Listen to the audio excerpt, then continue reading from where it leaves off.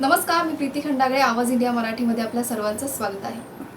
मूर्ती लहान पण कीर्ती महान, असंच नेतृत्व वसई विरार महानगरपालिकेचे माजी महापौर रुपेशजी जाधवजी आपल्या सोबत आहेत. आपण त्यांच्याकडनं जाणून घेऊयात. यंदाची डॉक्टर बाबासाहेब आंबेडकर यांची 135वी जयंती आहे, तर त्यांचं नियोजन कशा पद्धतीने ते करणार आहेत आणि एकंदरीत त्यांच्या संकल्पना काय आहेत आपण हे जाणून घेऊयात. सर जय. नमस्कार. जय भीम.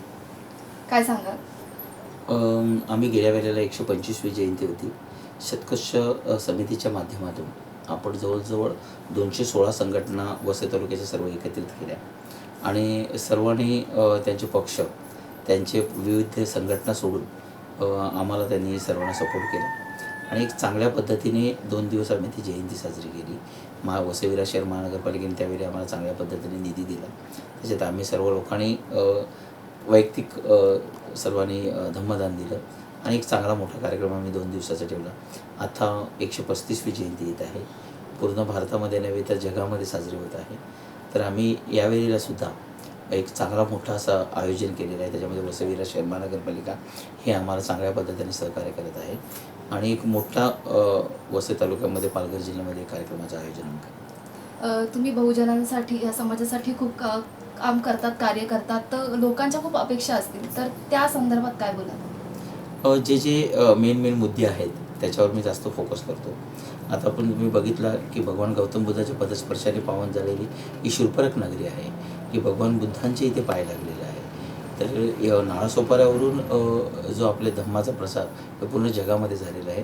त्या दृष्टिकोनातून आम्ही बौद्ध स्तूपावर जास्त फोकस करत आहे आणि बौद्ध स्तूपाचं काम चालू केलेलं आहे. तिथे आपण बघता की गेल्या वेळेला मी महापौर असताना मी आणि आमचे नारायण मानकरजी माझे महापौर, आम्ही उषा शर्मा मॅडम ज्या मेन आहेत पुरातत्व खात्याच्या ज्या मेन डिपार्टमेंटच्या मेन हेड आहेत, त्यांच्याकडे जाऊन आम्ही चांगल्या पद्धतीने स्तूपाचं काम चालू केलेलं आहे. आमचे लोकनेते हितेंद्र ठाकूर साहेब जे माझे आमदार आहेत, त्याने आम्हाला सांगितलं की 5 नाही 10 करोड लागले तरी चालेल, आपण बौद्ध स्तूपाच्या एक विकासासाठी आपण चांगलं काम करू, फक्त आपल्याला परमिशन पाहिजे. परंतु पुरातत्व खाते ही परमिशन देत नाही आपल्याला.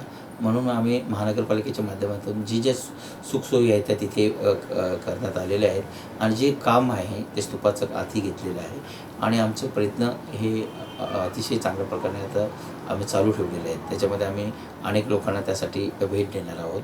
आपण बघितलं का सोपारा शूरपणख ग्राउंड आहे, इथे एक आपण बुद्धांची चांगली मूर्ती जशी थायलंड आहे त्या प्रकारे आम्ही जवळजवळ 2 ते 2.5 करोड रुपये खर्च करून तिथे वसई विरार शहर महानगरपालिकेच्या माध्यमातून ते काम हाती घेतलेलं आहे आणि एक सुंदर अशा मूर्तीचं नियोजन केलेलं आहे. जिथे जिथे दलित वस्ती आहे तिथे आपण चांगल्या पद्धतीने कामं केलेली आहेत.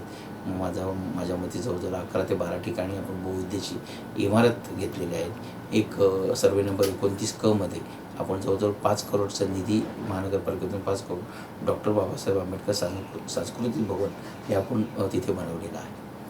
तर हे होते माजी महापौर रुपेशजी जाधवजी. यांनी आपल्या या चॅनलसाठी त्यांचं मत मनोगत व्यक्त केलं आहे. तर अशाच गोष्टी आपण बघूयात, ऐकूयात, भेटूयात नवीन व्यक्तींसोबत. तोपर्यंत बघत राहा आवाज इंडिया मराठी, शोध सत्याचा.